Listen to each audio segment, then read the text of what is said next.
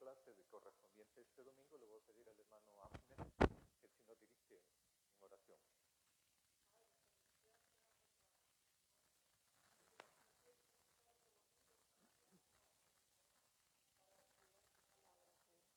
Señor, y para nutrir nuestras mentes y corazones, Señor, te pedimos que te quedes con nosotros, que nos bendigas. En el nombre de Cristo, tu Hijo amado. Amén. Amén. Gracias, hermano. Cuando uno lee la Biblia, uno tiene que tener preguntas. Cuando lee el texto, ¿verdad? Bíblico. Es posible que al inicio de la lectura uno no tenga preguntas.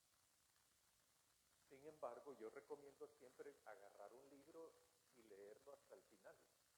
No en una sola sentada, ¿verdad? Por supuesto. Sino que leer, por ejemplo, un capítulo. Leer porciones pequeñas sí es bueno, pero cuando es una lectura devocional. Pero para cuando vamos a empezar a estudiar la Biblia, es importante leer capítulos. Es importante leer capítulos. Y entonces,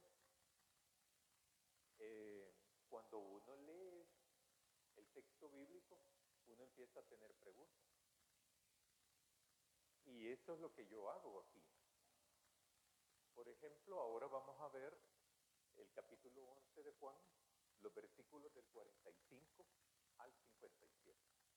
Voy a leerlo. Entonces muchos de los judíos que habían venido para acompañar a María y vieron lo que hizo Jesús, creyeron en él. A mí la primera pregunta que me surge al leer eso es, pero anteriormente habían dicho otros que habían creído en él, pero no creyeron, ¿verdad? Es la primera. Entonces, cuando yo empiezo el estudio no lo hago ahorita.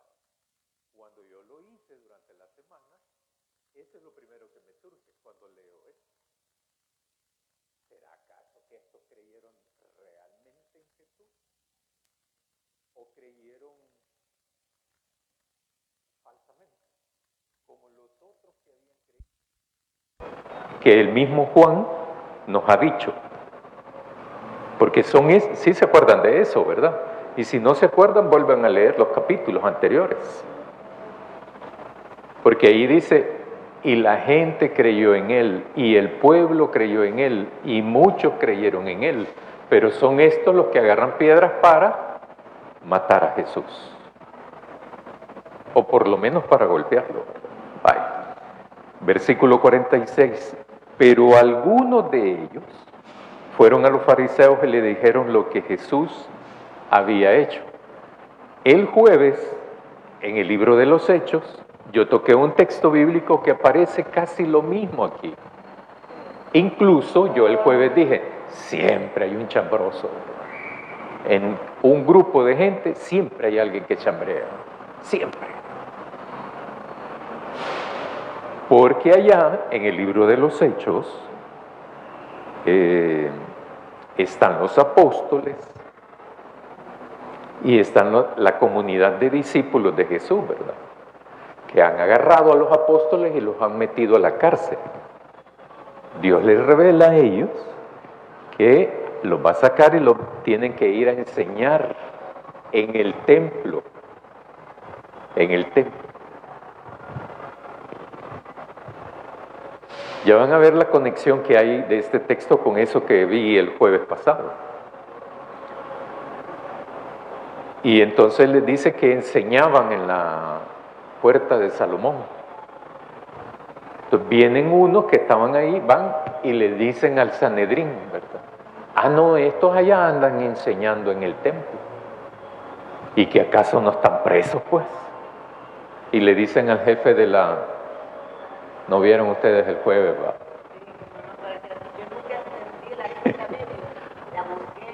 No, es que estaba equivocado, la imagen estaba equivocada. No. No, yo al principio había dicho. No, pero yo busqué el Sí. Ajá. En Hechos era el capítulo 5. Los versículos del 12 a 32 eran. Sí, y entonces, sí, a mí me faltó decir, no, miren, la imagen está equivocada, ¿verdad? Sí, sí, sí. Y entonces aparece ahí que a través de Dios libera a estos que están presos y se van a testificar. Testificar no es evangelizar. Evangelizar es algo muy liviano.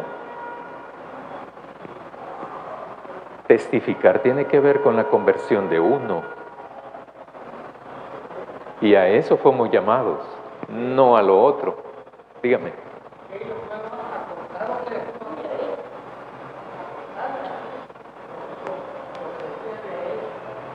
Sí. Sí. No, pero a testificar. Porque dicen, nosotros somos testigos de eso, ¿verdad? Igual ahora. Exacto, exactamente. Ajá. Y entonces Jesús nos dice en el capítulo 1 de los Hechos, nos dicen que el Espíritu de Dios o el Espíritu Santo va a venir,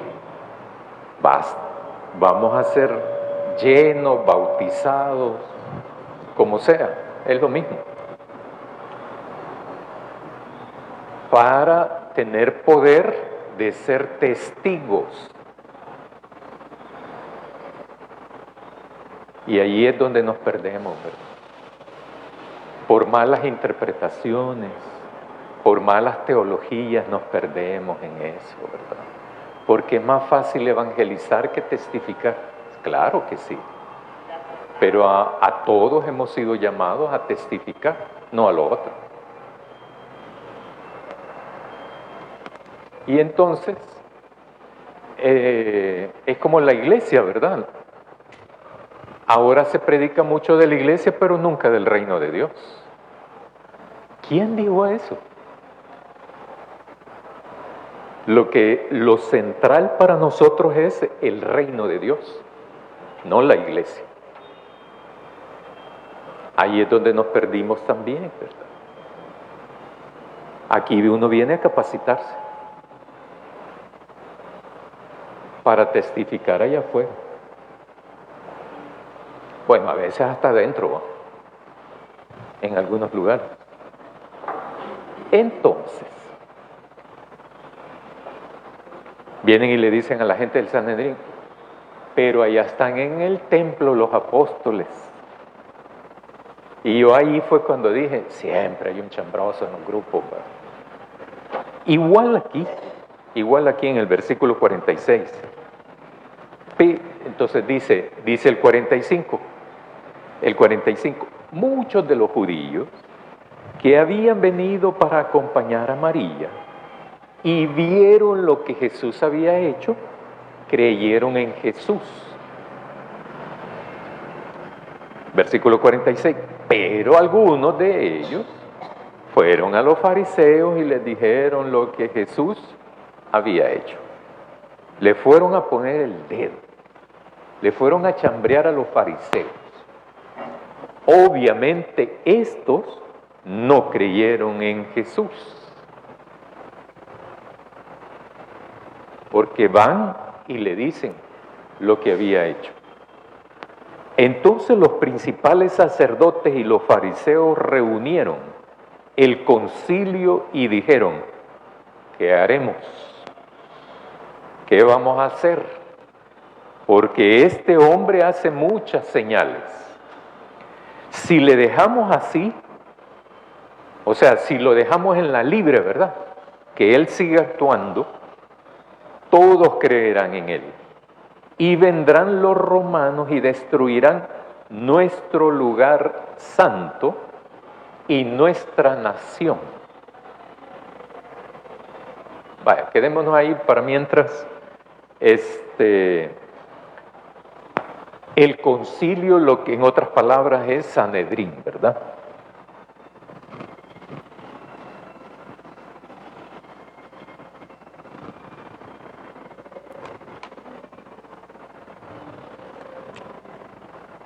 nos está diciendo Juan de que después de que Jesús devuelve a la vida a Lázaro, le da nuevamente la vida a Lázaro. Hay todo un desparpajo ahí, ¿verdad?, de reacciones. Muchos de ellos creen en Jesús. Y ahí está la clave. Por eso es que Jesús le dice a los discípulos, me alegro no haber estado ahí, ¿va? Porque los discípulos, eso lo vimos el jueves pasado, no ven a Jesús como eso, todavía. Ni María, ni Marta tampoco. Lo ven a Él como el sanador, sí, y que sana porque es hijo de Dios también, y porque es el Cristo, o sea, el Mesías. Eso sí lo tienen claro. Uno presume entonces que los discípulos también. Pero Jesús sabe que Él no es eso, solamente. Él es mucho más que eso. Entonces, acuérdese de que Jesús viene a hacer la voluntad de su Padre. No viene porque Él quiso, no vino a hablar de sí mismo. Entonces, tomando en consideración todo eso, lo estudiado en los capítulos anteriores, ¿por qué el Sanedrín quiere y planea capturar a Jesús? Según el texto, todavía no lo interpretemos. Según el texto, ¿cuáles son los argumentos para la captura? ¿Cómo? Ajá. Van a llegar los romanos, ¿para qué?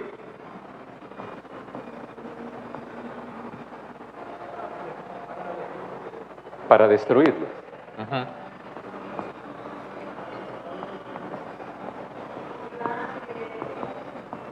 ¿Cómo?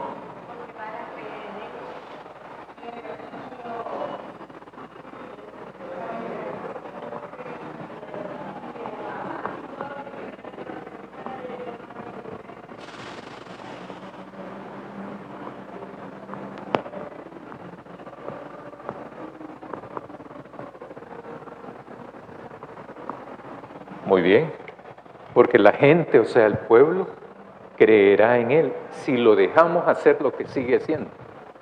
La gente va a creer en Él. Y lo segundo, los romanos van a venir. ¿Es cierto eso o es mentira?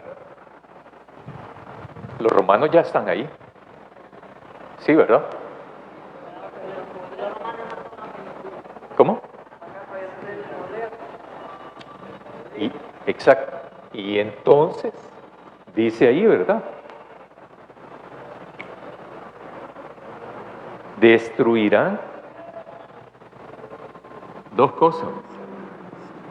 Lugar santo.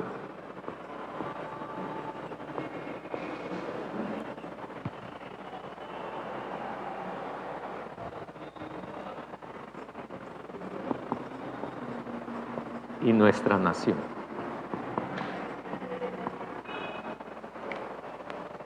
Esto tiene que ver, como lo que dice la hermana Ana, con el poder. Porque la palabra airo en griego quiere decir tomar, quitar. Pero tomar de, como cuando yo tomo algo y lo quito, ¿verdad? A eso se refiere tomar, no es tomar de beber, ¿verdad? Es esto. Dicen otras versiones, van a venir y nos van a quitar. Exactamente. Exactamente. Los romanos ya están ahí. Los romanos El Sanedrín tiene un poder determinado. Herodes está sobre el Sanedrín, porque tiene otro poder. Y los romanos están sobre Herodes. Herodes es un títere del Imperio Romano. Es alguien de ahí, de la región, y lo tienen ahí para gobernar. Ahorita hay ejemplos aquí, ¿verdad? En América Latina, sí. Sí, pues sí.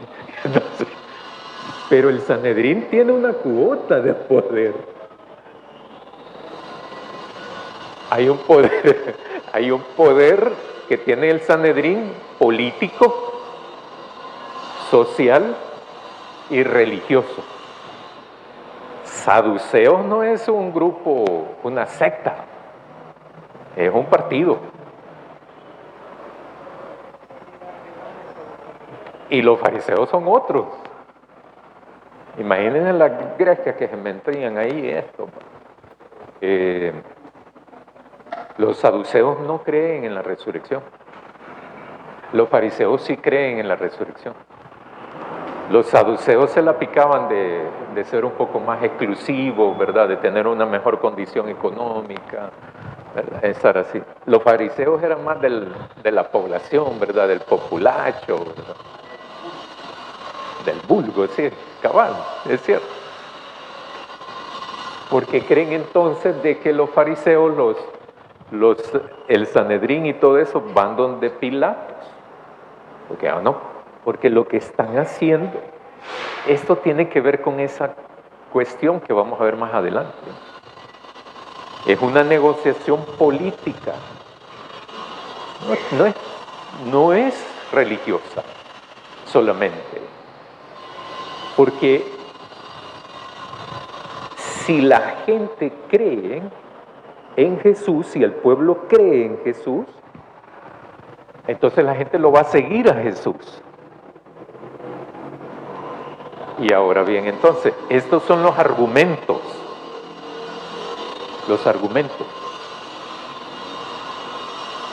Entonces, ya vamos a regresar a eso. En el versículo 49 dice Caifás, uno de ellos, sumo sacerdote aquel año, les dijo, vosotros no sabéis nada. Aquí a lo que quiero llegar es esto de ser sacerdote. El sacerdocio, el sumo sacerdote, era eterno hasta que muriera. ¿Perdón? Sí. Pero, ¿a qué se puede sospechar eso? Sospechar. Aquí hay a un autor que podríamos buscar en algún momento, ¿verdad? Que se llama Joaquín Jeremías. En su libro Jerusalén en tiempos de Jesús. Ahí lo plantea él también de que ese nombramiento era eterno, hasta que muriera, pues, el titular. Y por lo tanto, cuando Juan nos dice aquel año, ¿por qué lo dice? ¿Qué es lo que nos está queriendo decir? Acuérdense que este evangelio fue escrito tiempo después, décadas después de la muerte y resurrección de Jesús.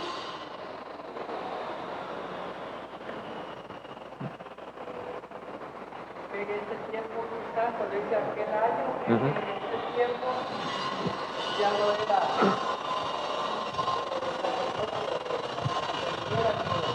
Sí.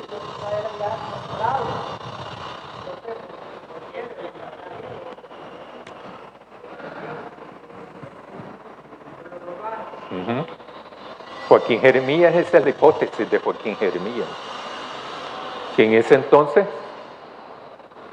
ya los romanos tenían injerencia, y los romanos no solo ponían a Herodes, sino que estaban invadiendo también el otro poder, y podían hacerlo, si ellos eran los que dominaban eso. Entonces, entonces se da ese tipo de cosas, ¿verdad? Cuando leemos ahí el argumento, vienen los romanos y van a destruir nuestra nación, ¿a qué creen ustedes que se refiere?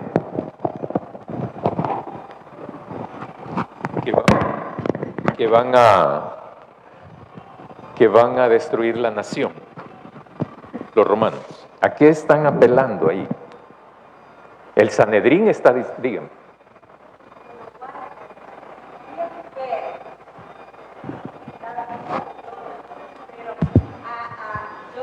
Yo percibo esto dentro de mi particular pensamiento. Recuerda, son 71 personas las que están ahí en el Sanedrín. Ajá.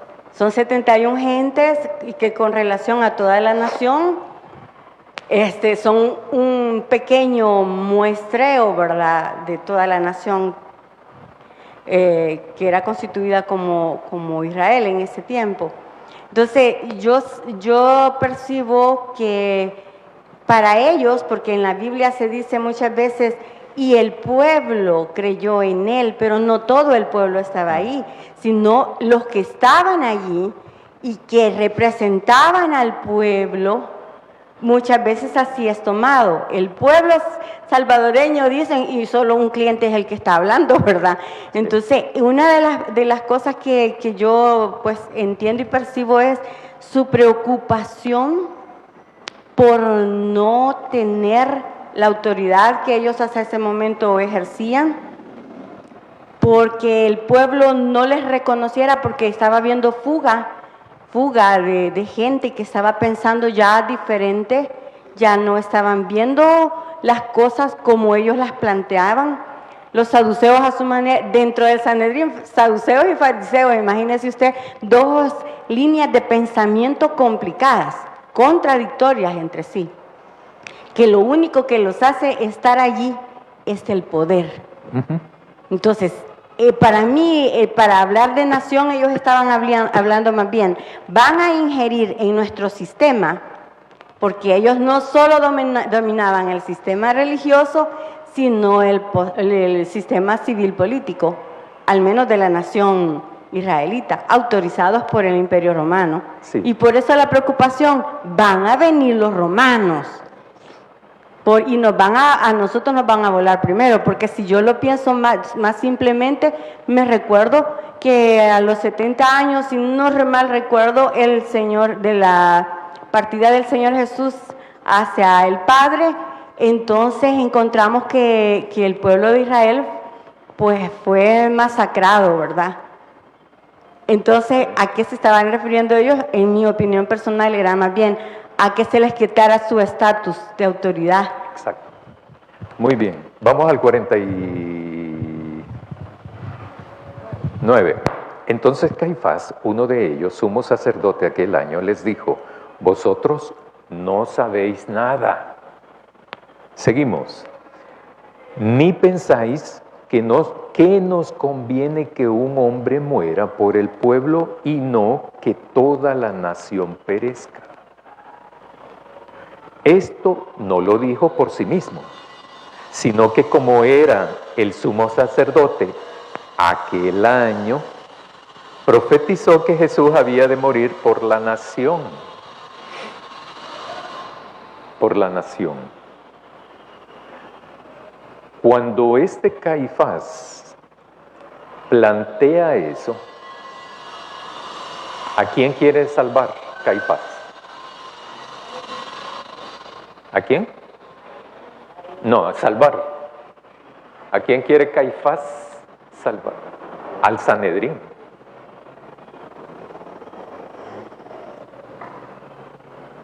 Y entonces, esta es lo que nos va a decir Juan, cómo se confabula aquí la muerte de Jesús. Porque a partir de el evento con Lázaro, para allá, todo va a tener que ver con la muerte de Jesús. Entonces, lo que está haciendo Caifás es salvar el Sanedrín.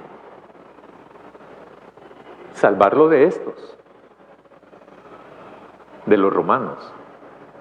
O sea, lo que está haciendo Caifás es que los romanos no vayan a meterse en el Sanedrín, en la esfera de poder del Sanedrín. Porque así son, ustedes recuerdan ese texto, ¿verdad? Que llegan los del Sanedrín y quieren hablar con Poncio Pilato. ¿Por qué no entran? Oh, porque como es la fiesta, sería de contaminarnos. Pero han estado hablando de la muerte de este. Y eso no es contaminación, es hipocresía.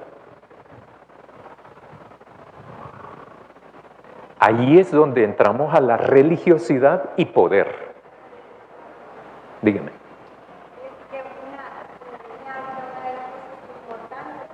Con relación a esto del Sanedrín. Fíjese que viene Juan el Bautista, ¿verdad? Y él está interesado más allá del área solo aparente, porque habla hasta con los ¿cómo se dice? Con los soldados romanos. Y les dice, bueno, ¿ustedes qué tienen que hacer? Y comienzan y hacen, y les comienza a decir, al reino de los cielos es acercado.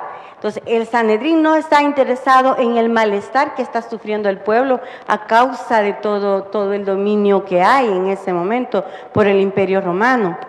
Y entonces, en realidad, a ellos lo que les estaba preocupando era que el Señor Jesús, por protegerlo todos los de la nación al Señor Jesús, fueran todo el pueblo y ellos incluidos allí a perecer. Entonces, realmente ellos no es que están protegiendo al pueblo, porque si no, cuando Juan fue apresado por Herodes, perfectamente ellos hubieran podido ir a poner su cara por él, ¿verdad? Entonces, sí. Es bien complicado, hermano, es bien complicado, le voy a decir, porque a veces los cristianos, diciendo que somos cristianos, muchas veces estamos ocupados en que nos digan que somos buena gente, pero bien despreocupados de lo que Dios está viendo en nuestro corazón y las intenciones de nuestro corazón. Vaya, la otra pregunta, dígame. Habría que ver cuál era la función del Sanedrín. Según he leído, el Sanedrín se encargaba de velar porque todo estuviera bien en la ciudad. Velar por el orden, velar por lo religioso también. Pero ellos estaban con todos los milagros que Jesús hacía y que muchos creían. Entonces ellos miraban en Jesús una persona que ellos no podían controlar. Sí. Se le estaba saliendo de sus manos, de su control. Entonces ellos pues iban a ser sancionados, digamos, reclamados por el Imperio Romano porque no estaban haciendo su función. Entonces ya era imposible pues darle el espacio a Jesús para que siguiera viviendo. Entonces, políticamente para ellos era mejor matarlo. Sí. Pero el sacerdote aquí, Caifás, dijo algo. Y dice aquí también, más adelante, que lo hizo no porque de él saliera, sino porque era como una profecía. Pero no es porque él así lo sintiera, porque él era un hombre también rudo para hablar también. Y hasta les dijo a los del Sanedrín, ustedes son ignorantes, ustedes no saben si es mejor quitarlo, ¿verdad? Es mejor matarlo. Y así seguimos nosotros con nuestro poder. Pero si seguimos leyendo más adelante, vemos que esto tiene que ver con la muerte y resurrección de Jesús. Exacto. Y también en el libro de los Hechos es igual. En eso que estaba hablando el jueves, es lo mismo. ¿Y que acaso no les dijimos a ustedes que no enseñaran a través de ese nombre, que era de Jesús? Y entonces allí Pedro les dice, si es que nosotros le vamos a hacer caso a Dios, no a ustedes. Anteriormente, en el capítulo 4, Pedro les dice, ¿acaso es justo obedecerles a ustedes antes que a Dios. Aquí Pedro en el capítulo 5 ya no le pregunta, sino que les dice, es que nosotros vamos a obedecer a Dios antes que a los hombres. ¿Lo hacemos todavía así? ¿O no? ¿Verdad? El Sanedrín, entre sus funciones era esto: difundir la enseñanza también de la ley, entre otras cosas que hacía. Pero es cierto, ellos tenían que mantener cierto orden social, porque también tenían una posición política y también religiosa. Ven a Jesús, que la gente está creyendo mucho, está creyendo en Él, pero mi pregunta es, ¿por qué ellos no creen en Jesús? Y varias de esta gente que le llega a chambrear ha sido testigo, ha visto cómo Dios volvió a la vida a Lázaro, pero no le importaron. Porque así como piensan entonces estos dirigentes del Sanedrín, así también pensaba parte de la gente, del pueblo de esa época. No solo era cuestión de dirigentes, sino también de pueblo, de gente, ¿verdad?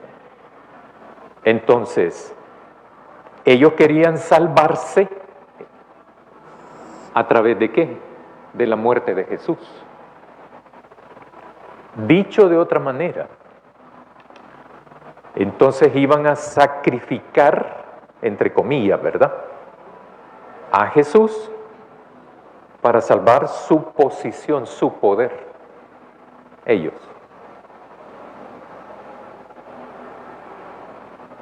Mire qué chivo.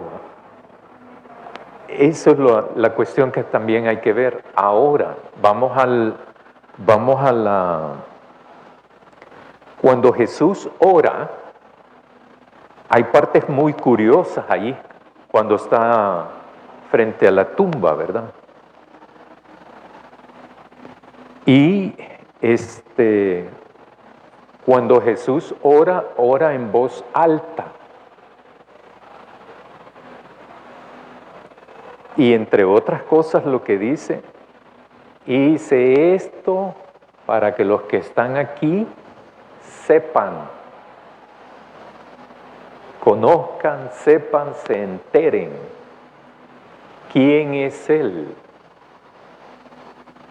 quién es Jesús. Y allí van incluidos los discípulos, María y Marta también. Y la población que está ahí alrededor, ¿verdad? Entonces, claro, devuelve a la vida y la gente se asusta.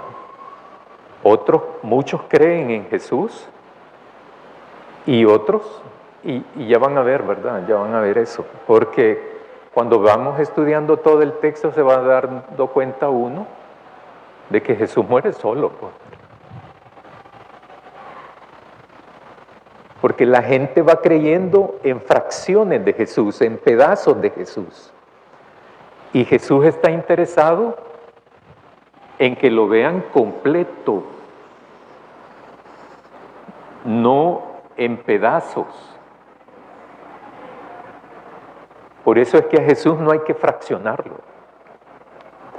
Hay que asumirlo como lo que Él es.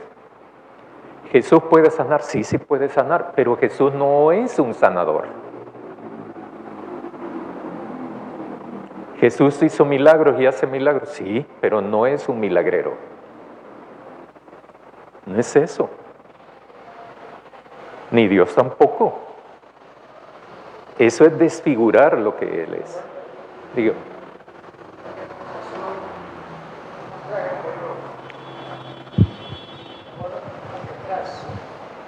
Usted hizo una pregunta respecto a eso. ¿Quién es Dios para usted? Usted hizo la pregunta, ¿quién es Dios para cada uno de nosotros?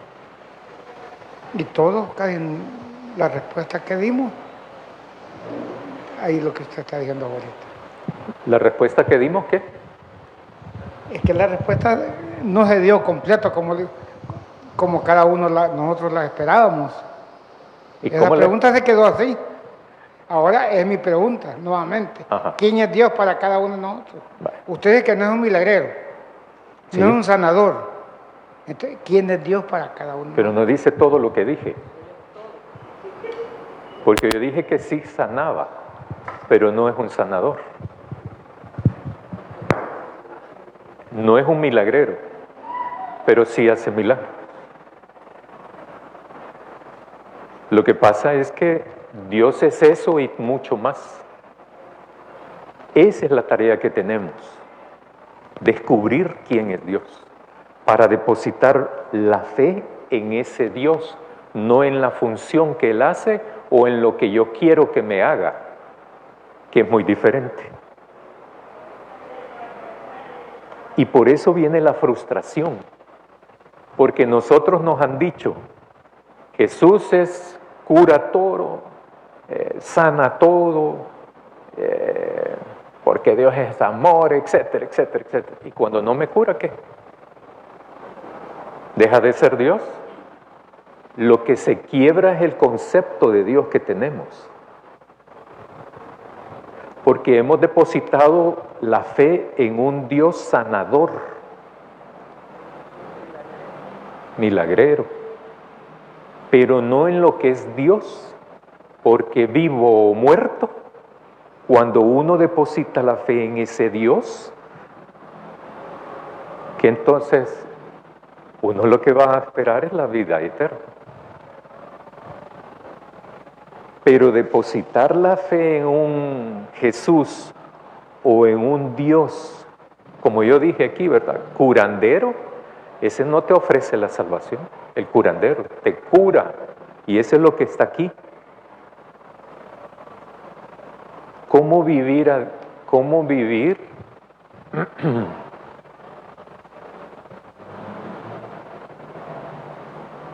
Es que las crisis de fe no existen.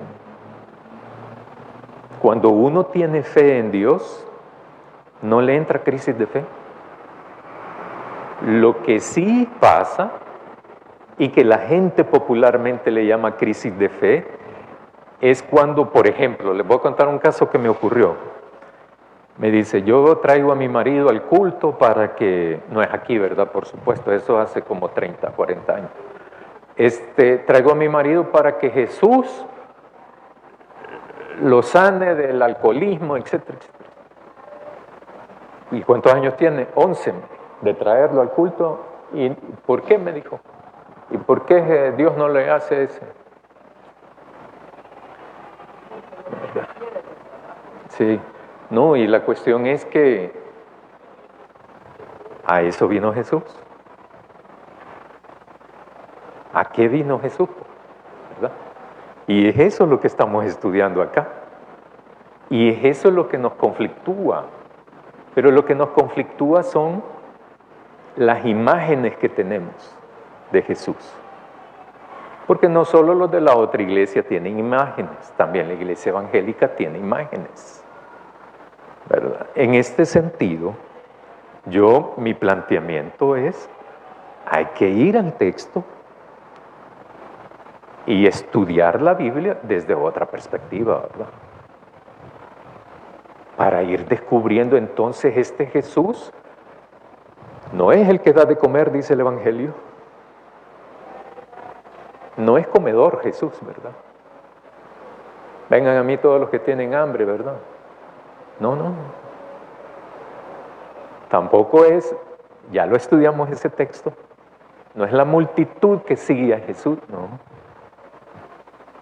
Lo siguen porque tienen necesidad. Y la gente, y Juan nos dice en este texto, la gente le seguía por cómo él trataba a los enfermos. O sea, los sanaba, pero no sanó a toda la gente. En el estanque, ya no recuerdo si es Bethesda, hay muchos enfermos, solo sana uno. ¿Y por qué lo hace Jesús? Porque no viene a eso. No vino a eso. Y si nosotros creemos que vino a eso, estamos igual que esta gente. Dígame. En lo que creo que todo lo que hemos venido estudiando hay diferentes aspectos de Jesús que hemos venido aprendiendo en lo que Él iba haciendo. Y venimos desde la conversión del agua en vino. Venimos cuando Él dijo que Él era la puerta, yo soy el buen pastor, yo soy el pan de vida. Entonces, como que Él mismo se encarga de ir revelando qué cosa, cuáles son como sus atributos, porque la gente no entiende también. Y entonces cada cosa que fue haciendo, lo fue haciendo con una persona, le dio de comer a 5,000 personas. Ajá. Realmente no es esa solo la función de Dios, sino que Él vino como Salvador y Salvador de todo, como el Rey del reino de los cielos. Y entonces creo que ese es el problema serio que la gente de la Sanedrín estaba viendo también, porque le metieron miedo al pueblo, y en realidad no dice que iban a matar a la gente, que iba a desaparecer, sino que lo que yo entiendo es que al intervenir el Sanedrín se les quitaba el poder a ellos. El pueblo no lo podían destruir porque era necesario para los romanos y para el Sanedrín también. Entonces de allí podían ellos vivir política, económica y religiosamente. Exacto. Entonces, eso es lo que se estaba jugando allí, que ellos tenían que entender, y el pueblo debería entender, que todas las cosas que Jesús hizo era como el ejemplo, como, mire, Jesús es esto también, es aquello, todo lo bueno que ha hecho. Y al final, cuando deciden matar a Jesús, hay unos autores que dicen que es una profecía eso que lo que hizo Caifás, ¿verdad? Pero yo entiendo que en su maldad le salió la profecía, ¿verdad? Ujú. Muy bien. Dígame. Ah, sí. Vaya.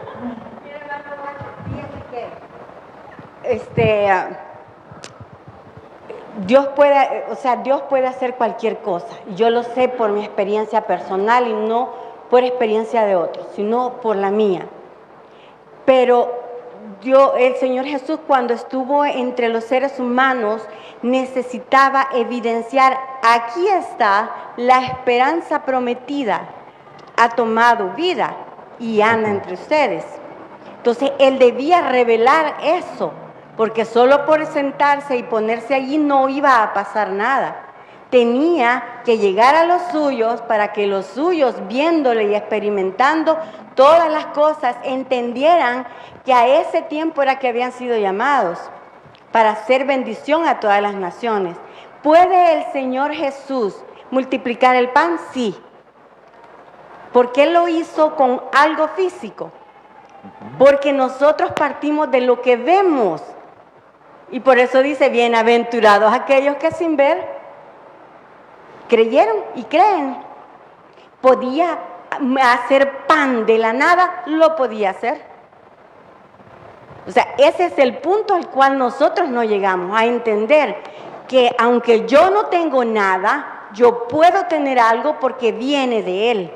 Y no porque yo estoy diciendo: esto quiero, como Gedeón, quiero que esté aquí, quiero que esté allá. Él partió de lo que podía ver, pero Dios puede hacer de lo que yo no puedo ver, puede hacer Muy que bien. yo vea. Entonces, en el año 70 sí se da la destrucción. Dígame. Sí.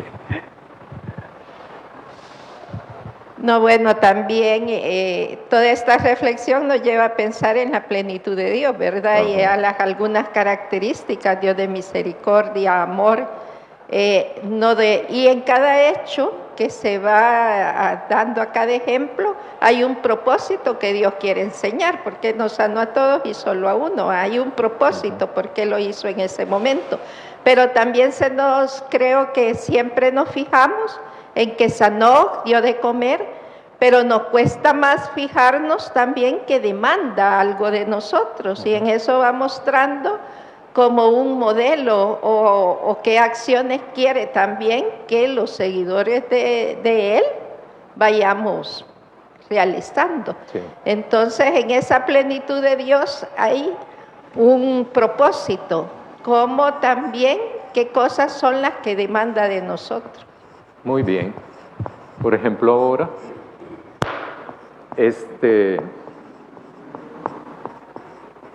lo que sí nos dice Jesús es, hay que ser discípulos, no cristianos, ¿verdad? ¿Qué nos llamamos ahora? Cristianos. Lo que no dijo Jesús. ¿Por qué? ¿Por qué no hacemos lo que Jesús dijo? Porque esto tiene implicaciones éticas, prácticas, testimoniales, de dar testimonio, pues, de obediencia. Algo de eso voy a hablar también ahora más tarde. Jesús vino y enseñó sobre quién es Él, de dónde viene Él. Eso es lo que hemos visto aquí en el Evangelio, la procedencia de eso. La gente a la gente le valía, la gente lo que quería es que lo sanara, como dice usted. ¿Lo veían como el Hijo de Dios? La inmensa mayoría no. Y María, Marta y los discípulos sí lo veían como Hijo de Dios, pero no el dador de la vida. Y por eso en su oración dice eso. Yo lo dije para que estos lo oigan, en otras palabras, ¿verdad? De que tú me has enviado. Y entonces le grita a Lázaro que salga. Y entonces mucha gente dice que creyó en él. Sí, pero lo abandonan más adelante. Y ese es el punto para mí, ¿verdad? El punto medular de esto. Por eso es que los jueves yo insisto en eso, de que es una comunidad de fe, una comunidad de discípulos.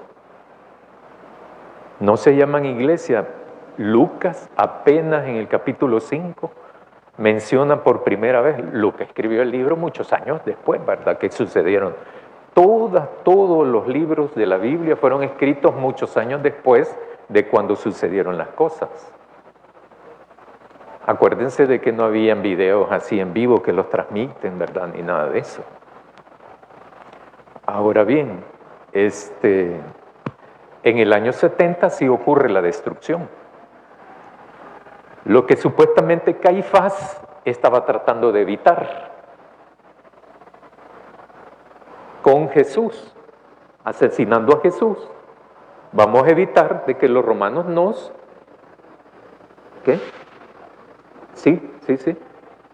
excluyan, nos hagan a un lado, nos quiten a nosotros y pongan a otros.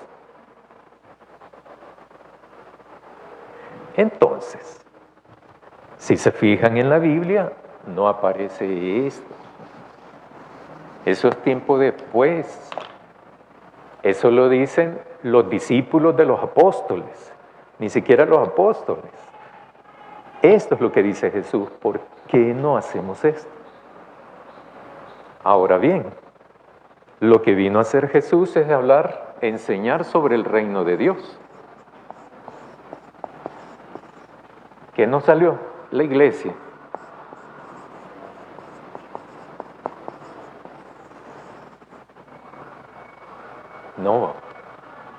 No tenemos que enseñar sobre la iglesia.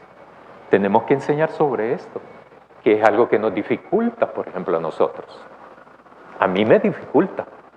Puede ser que a ustedes no, pero eso de entender esto es la clave. ¿Por qué? Porque este discípulo va a entrar al reino de Dios, pero un cristiano no. O alguien que diga que es cristiano no necesariamente va a entrar aquí. Y la meta es esto.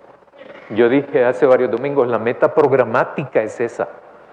¿De quién? De la comunidad de discípulos. Y por eso, si se fijan en el libro de los Hechos, Pedro insiste, y los apóstoles, hablando de Jesús y de Jesucristo de Nazaret. Todavía no hablan de que Jesucristo es el Salvador de este mundo. Todavía no están hablando de eso. Pero ellos ya están activados, ¿verdad? Y actuando y todo, y están testificando de Jesús. Y solo de Jesús hablan. No, que entre hermanos debemos de llevarnos bien. Eso es estar en el kindergarten, ¿verdad? Entonces tenemos que elevar esta onda. Tenemos que ir a discutir lo medular. ¿Por qué? Porque de esto depende mi vida eterna.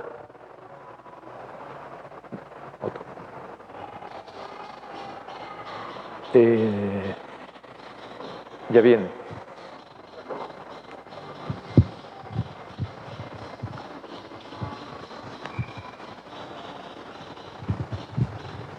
Bueno, mientras escuchando el comentario de los hermanos, hay todos los elementos que se han dicho son buenos y enriquecen la discusión.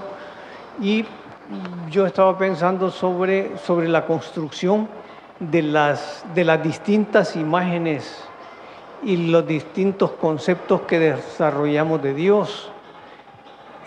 Cuando pensamos en Dios, el cerebro se nos va a todo el universo, ¿verdad? En tanto que Dios llena todo, en sus atributos llena todo. Pero nosotros, a partir de nuestras propias ideas, a veces construimos una idea de Dios que no corresponde. Sí. Por eso, en esto creo que Jesús, siendo el Verbo encarnado, Jesús siendo el verdadero intérprete de Dios, puede ser como la guía, como la orientación, sin equivocarnos, hacia los grandes atributos de Dios, pero también hacia las grandes demandas de Dios para los discípulos. Porque coincido con que discípulo no es lo mismo que cristiano, discípulo no es lo mismo que creyente, discípulo no es lo mismo que miembro, etcétera, etcétera. Ese es un estudio bonito al cual sería interesante entrar en esto de igualmente entrar a la diferencia iglesia, eclesía, reino de Dios, iglesia y el nacimiento de la democracia de la antigua Atenas. ¿Qué era eso? Si estudiamos el fondo, si estudiamos eso, vamos a encontrar que por eso la eclesía a veces se vuelve parlamentaria. Porque la eclesía justamente se creó para el parlamento ateniense. Sí. Y la iglesia se vuelve a veces parlamentaria, es decir, de mucha conversación, pero de poca conclusión en términos de reino de Dios. Muy bien, el hermano David.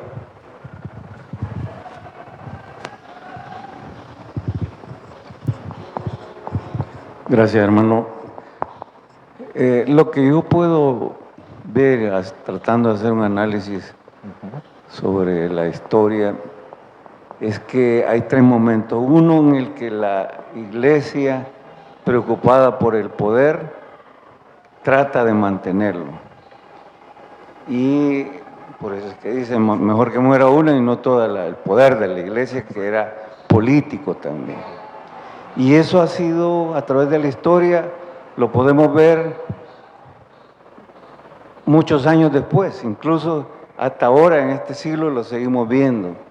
Lo vimos en el siglo XX cuando la iglesia se unió a Mussolini, a Hitler, al rey de Inglaterra, a Francia, teniendo y buscando siempre mantener el poder político y religioso. Incluso los papas muchos eran reyes. En ese sentido yo creo que el modelo siguió perpetuándose y siguió manteniéndose para mantener, dizque, una religión que se profesaba en ese momento.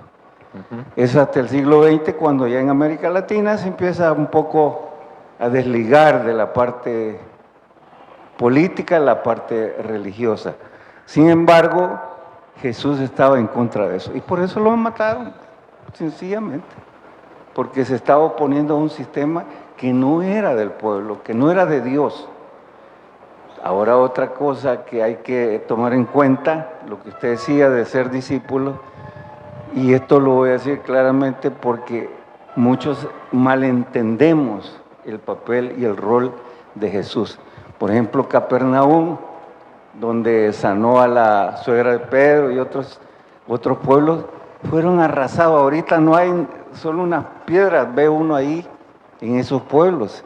Y alguien podría decir, pero ¿cómo si allí estaba la familia de Pedro? ¿Y cómo Dios dejó, o Jesús dejó que sucediera eso? Y lo digo porque más de algún líder religioso, con lo que aconteció en Venezuela, ha dicho, no, es que son pecadores, por eso está aquí. Y entonces, tengamos mucho cuidado.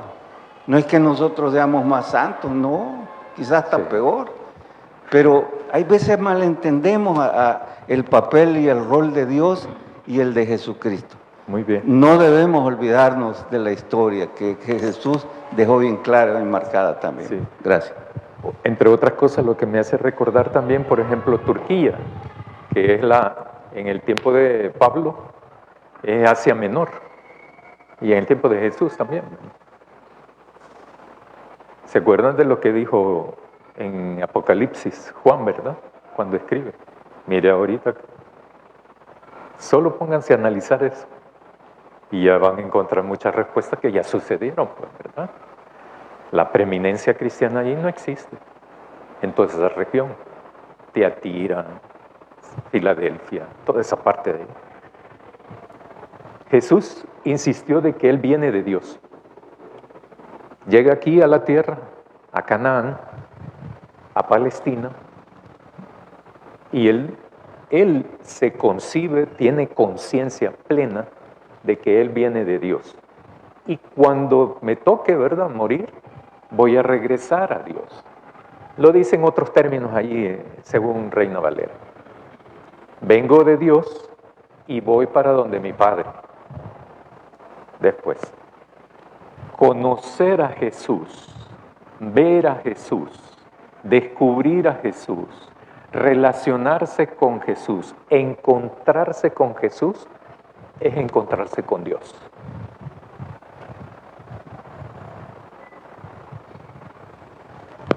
Este es bien difícil conocer, casi imposible.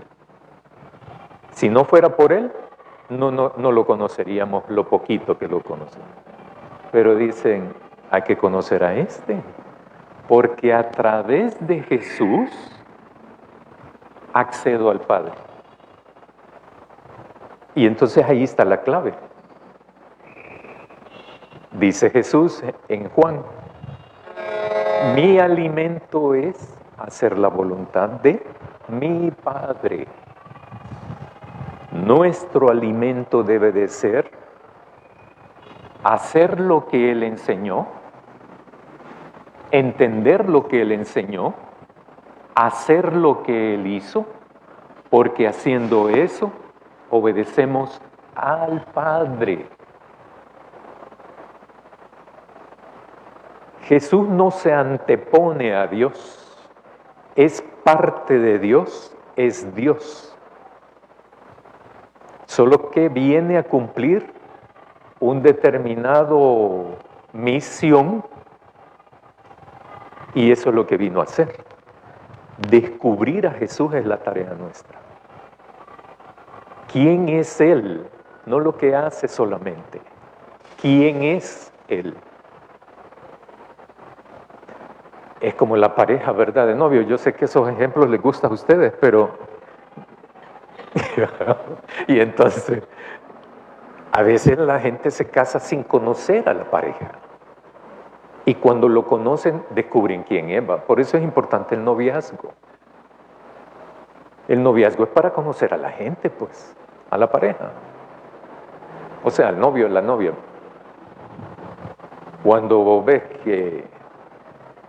que hay cosas que no te gustan, hay cosas que son irreconciliables, hay cosas que te repelen, ¿para qué te vas a casar? Porque lo que viene es el fracaso.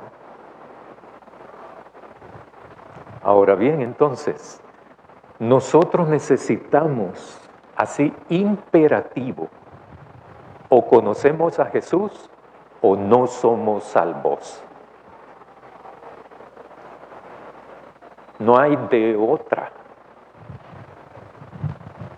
Porque esa onda de que yo acepto a Jesús, o acepto a Jesús para que me dé la casa, el carro, me sane, me quite el alcoholismo.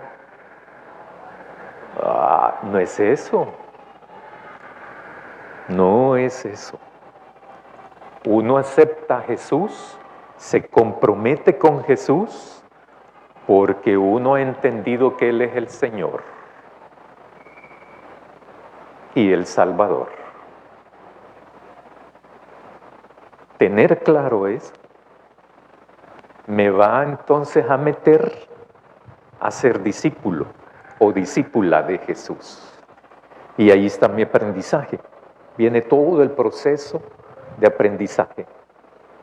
Pero yo, el Pedro que vemos en Hechos no es el Pedro que vemos aquí en el Evangelio. Definitivamente no lo es. Por eso es que no. Jesús anda con ellos y les va enseñando, etcétera, etcétera, etcétera, ¿verdad? Pero les dice en el capítulo 1 de Hechos, mi Padre les va a mandar el Espíritu Santo para que no estén solos. En el 14 de aquí de Juan y en Hechos les dice, y van a recibir poder de dar testimonio de mí en Jerusalén, Judea, Samaria y hasta lo último de la tierra. ¿Qué es lo que nos correspondería hacer nosotros? Testimoniar. Eso tiene implicaciones, ¿verdad? Oremos, hermanos y hermanas, para despedirnos. Querido Dios, te agradecemos porque podemos ir descubriendo poco a poco quién es Jesús, quién es el dador de la vida, quién es el autor de la resurrección, quién es el Salvador también de nuestra vida.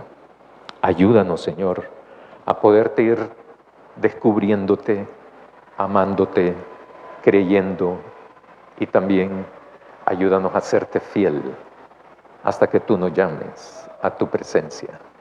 Amén.